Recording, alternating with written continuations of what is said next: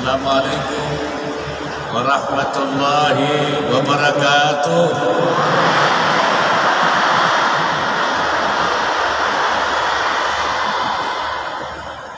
Selamat pagi, salam sejahtera untuk kita semua. Horas, menjua-jua, menjua-jua, ya Allah, ahoy.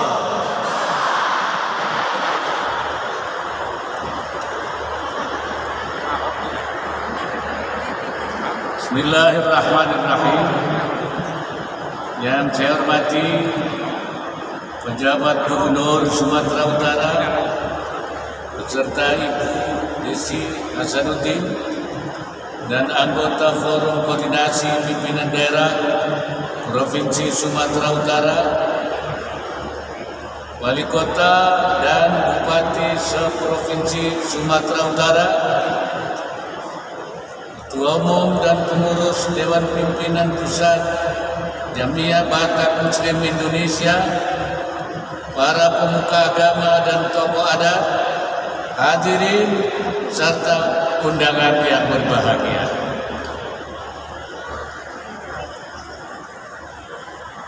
Alhamdulillah, puji syukur kita panjatkan kehadirat Allah Subhanahu wa Ta'ala, Tuhan Yang Maha Esa,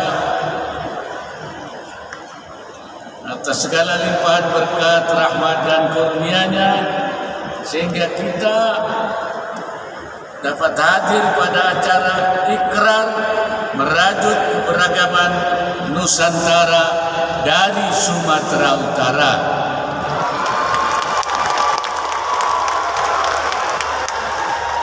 Dan ikrar ini menjadi sangat penting dan relevan karena dilakukan pada saat yang tepat, yaitu saat hari pertama pendaftaran Capres dan Cawapres.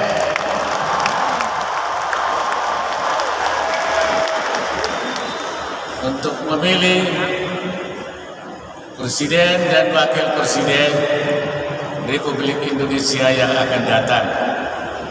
Lalu kita tidak jaga, tidak rawat, berpotensi akan membuat terbelahnya bangsa ini. Karena itu harus dilakukan ikrar untuk merajut keberagaman Nusantara dalam menjaga keutuhan bangsa. Hadirin sekalian, Indonesia adalah bangsa besar yang berdiri di atas keberagaman agama, suku dan budaya. Keberagaman adalah berkah dari Allah Subhanahu wa Ta'ala, Tuhan Yang Maha Esa, tapi juga bisa menjadi bumerang apabila kita tidak mampu merawatnya. Sebagai bangsa yang dikaruniai keberagaman, tiap babak perjalanan Indonesia tidak bebas dari potensi ancaman, gesekan maupun konflik yang bisa saja berujung pada perpecahan. Oleh sebab itu, Bhinneka Tunggal Ika yang merupakan simbol komitmen bangsa semestinya dihayati dan dijalani oleh seluruh anak bangsa dalam kesatuan ikhtiar untuk maju bersama. Saya meyakini bahwa setiap daerah di Indonesia, termasuk di Sumatera Utara ini, mempunyai spirit dan nilai-nilai luhur yang melekat dalam kehidupan masyarakat secara turun-temurun. Ketika ada semangat merajut keberagaman Nusantara ini pun diperkuat di Sumatera Utara ini dengan falsafah Batak Dalian Naton yang dilandasi prinsip saling menghormati, menghargai, dan menyayangi sesama anak bangsa, yang ini adalah merupakan salah satu bingkai kerukunan nasional kita. Ada 4 bingkai yang harus kita jaga, yaitu bingkai politis, bingkai yuridis, bingkai sosiologis, dan bingkai teologis. Bingkai politis itu adalah yaitu Pancasila, Undang-Undang Dasar 45, dan juga NKRI, Negara Kesatuan Republik Indonesia. Bingkai yuridis adalah aturan-aturan main yang harus kita pegangi supaya tidak terjadi konflik. Yang ketiga, bingkai sosiologis, yaitu local wisdom, yaitu kearifan lokal, seperti tadi prinsip Dalian Natolu yang menjaga kerukunan kekerabatan. Dan yang keempatnya adalah bingkai teologis, yaitu bingkai agama, keyakinan, dengan mengemukakan yaitu teologi kerukunan, bukan teologi permusuhan, bukan teologi konflik. Karena itu harus dijaga narasi-narasi, ungkapan-ungkapan, perilaku-perilaku yang bisa mengarah ke terjadinya konflik itu.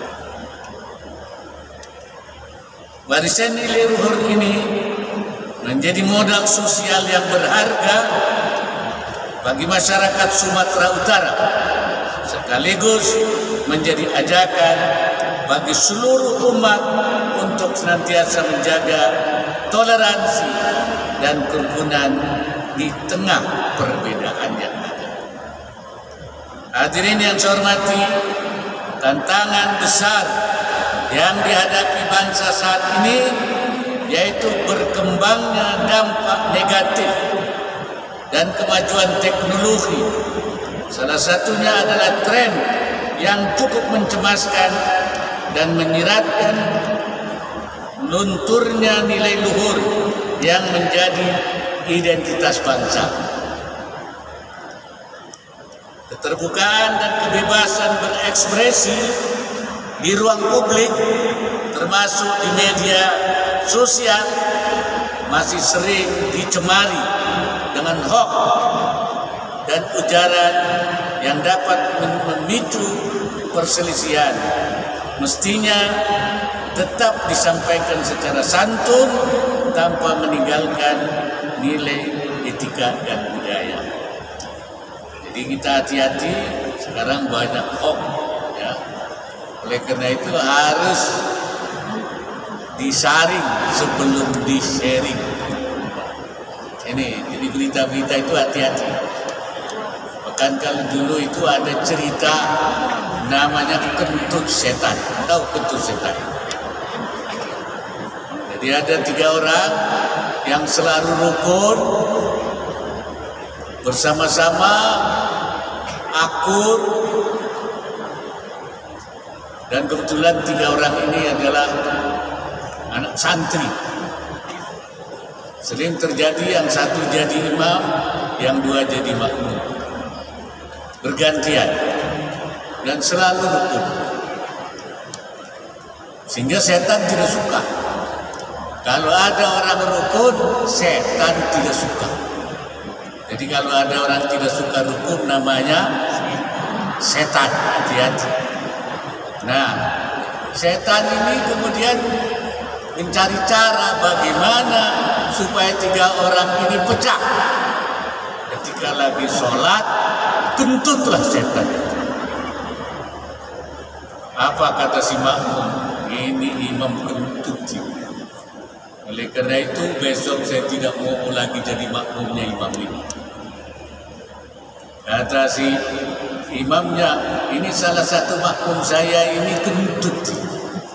Saya tidak mau punya makmum yang kentut. Akhirnya 3 orang ini satu sama lain tidak percaya gara-gara kentut setan. Padahal tidak ada yang kentut, yang kentut setan. Oleh karena itu hati-hati, ada kentut setan. Kentut ini ada yang wilayahnya kentut setan tingkat RT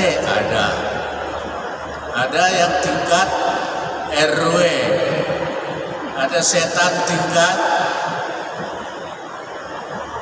lurah, ada tingkat kabupaten, ada tingkat provinsi, ada tingkat nasional.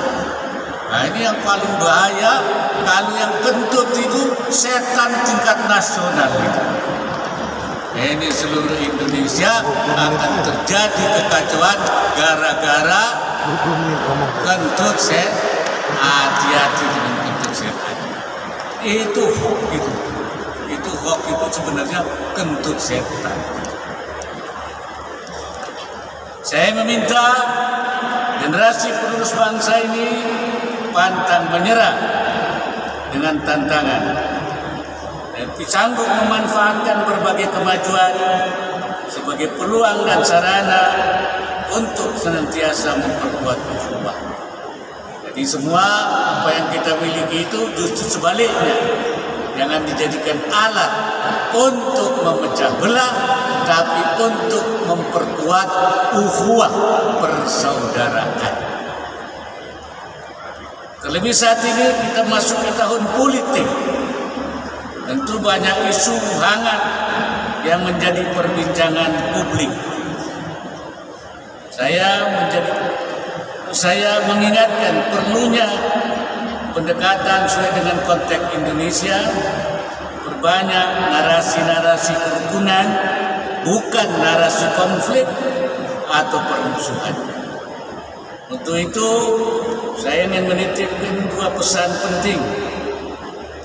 Pertama, supaya Jamiah Batak Muslim Indonesia agar terus berperan proaktif menjadi penjaga terdepan nilai-nilai luhur Pancasila, NKRI, serta persatuan dan kesatuan nasional. Beragaman dan kesepakatan bangsa ini wajib kita hormati dan kita jaga bersama.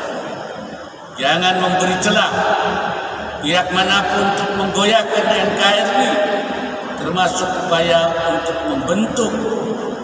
untuk membenturkan keagamaan dan kebangsaan. Urusan agama dan bangsa di Indonesia sudah selesai. Tidak ada perbenturan antara agama dan Pancasila, antara agama dan kebangsaan. Pancasila, Undang-Undang Dasar 45, NKRI itu sudah merupakan kesepakatan nasional. Saya menyebutnya menurut pandangan agama itu adalah al-mitsaqul watani, yaitu kesepakatan tanah air nasional, kebangsaan, dan itu menjadi kesepakatan seluruh bangsa. Dan umat Islam harus menjaga kesepakatan itu. Mengubah itu berarti mencederai kesepakatan. Bahasa agamanya namanya mukhalafatul mitsaq, menyalahi kesepakatan.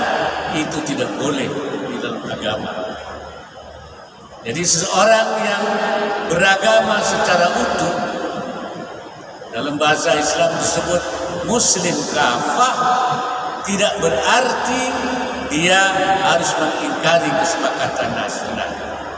Karena itu antara seorang muslim yang utuh, yang kafah, itu tidak berarti harus kemudian meninggalkan kesepakatan nasional.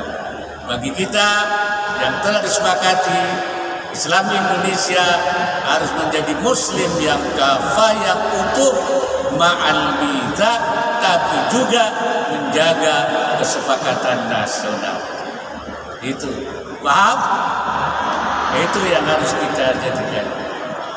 Selain itu, terus perluas peran Jamiah Batak Muslim dalam syiar agama Islam, penguatan kebangsaan, peningkatan literasi budaya yang menjangkau semua kelompok masyarakat. Dan yang kedua, saya minta seluruh pihak untuk terus konsisten dalam mengembangkan corak keberagamaan yang moderat. Kita nyebutnya adalah Islam wasatiyah, Islam moderat, inklusif dan toleran, atau yang dikenal dengan moderasi beragama, yaitu wasatiyah tul Islam, namanya Islam yang moderat. Kita diajarkan agama Islam ini sebagai agama yang rahmatan lil alamin, yaitu rahmat bagi seluruh alam. Kita diajarkan supaya menyayangi semua yang ada di bumi.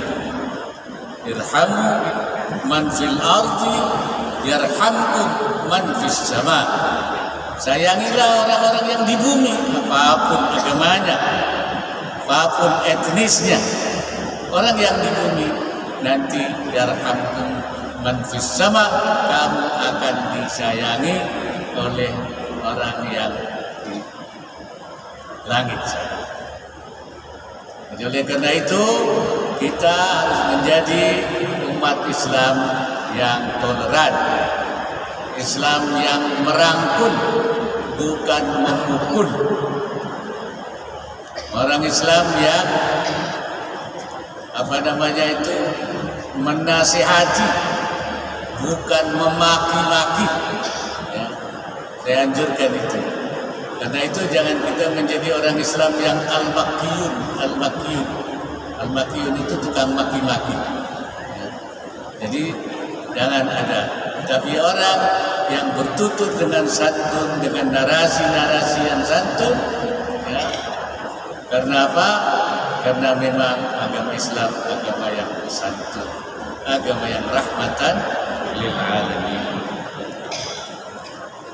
Moderasi agama ini sangat penting sehingga segala perbedaan agama maupun budaya di negeri ini dapat dimaknai secara positif sebagai karunia Tuhan dan keniscayaan sejarah. Karena Allah tidak akan menjadikan seluruhnya satu. Ya. Kalau sya'allah laja'alakum ummatan wahidah. Kalau Allah mau, kita ini jadi satu semua. Tapi Allah tidak mau. Oleh karena itu memberikan perbedaan-perbedaan. Oleh karena itu perbedaan itu adalah keniscayaan, merupakan suatu yang tidak bisa. Itu adalah kehendak Allah Subhanahu wa Ta'ala. Lebih jauh sejatinya keberagaman tidak hanya milik Indonesia, tapi juga seluruh umat di dunia. Kita punya tanggung jawab moral yang besar untuk turut menciptakan perdamaian di tengah dunia yang sedang berduka, terutama akibat peperangan. Sekarang sedang terjadi peperangan di Rusia dan Ukraina. Dan terakhir yang sekarang tragis sekali, yaitu penyerangan Israel terhadap Palestina yang sudah menghancurkan gedung-gedung, menewaskan banyak umat, sudah sekian ribu, dan terjadinya kelaparan dan tragedi kemanusiaan.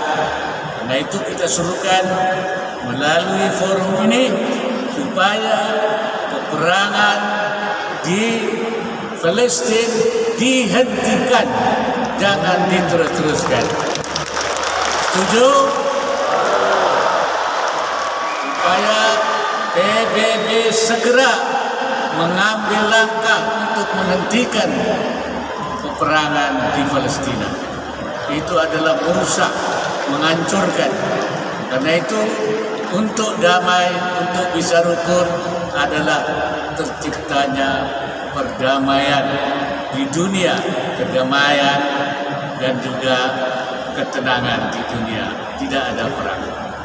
Bahasa agamanya namanya al-amn wassalam, yaitu aman dan damai. Ini merupakan satu perjuangan yang harus kita perjuangkan terus.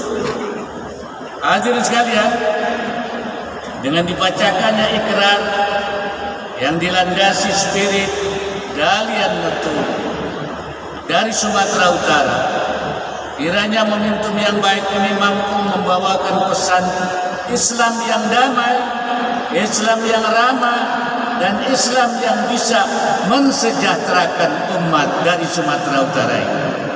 Setuju? Jadi tidak hanya bergema di Sumatera Utara, tapi dari Sumatera Utara supaya terus bergema di seluruh Indonesia.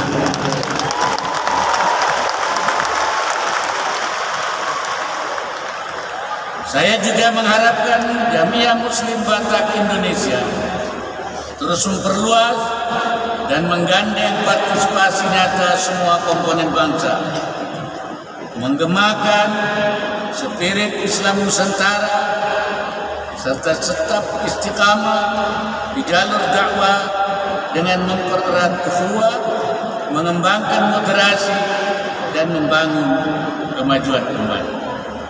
Akhirnya, izinkan saya menutup sambutan ini dengan sebuah pantun.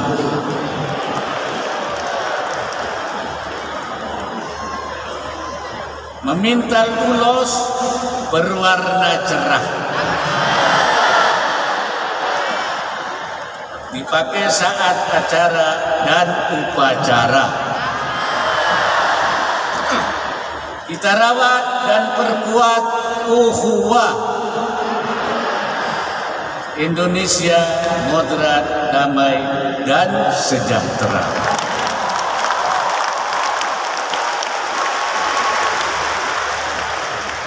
Semoga Allah Subhanahu wa Ta'ala senantiasa memberikan inayahnya dan meridai setiap ikhtiar yang kita lakukan dalam mewujudkan Indonesia yang maju, Indonesia yang sejahtera, Indonesia yang baldatun thayyibatun wa rabbun ghafur.